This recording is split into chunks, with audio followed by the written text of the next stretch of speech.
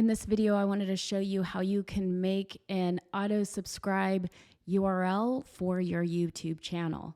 It's really simple, it's really quick, and it's really easy. So let's jump right in. I am going to share my screen with you.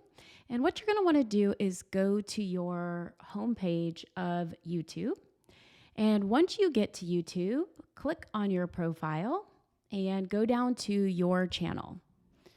Once you get to your channel, you're going to see up here at the top the URL that's for your channel. And what you're going to do is click on the very end of that and then paste in, let me show you on my screen, this question mark sub_confirmation equal 1.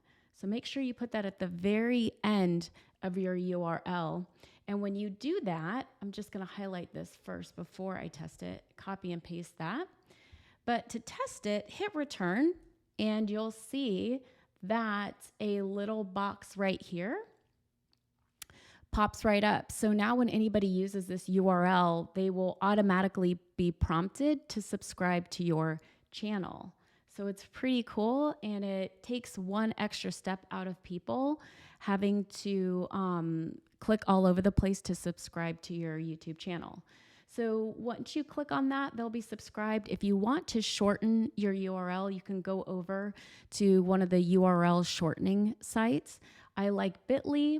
If you go over to Bitly, you can just simply copy and paste your new URL into this area right here where it says to copy and paste it. Click on shorten.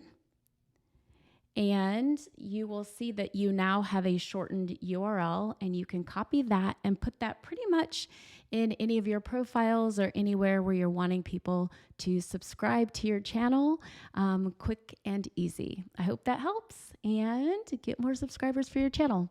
Until next time, thanks for watching.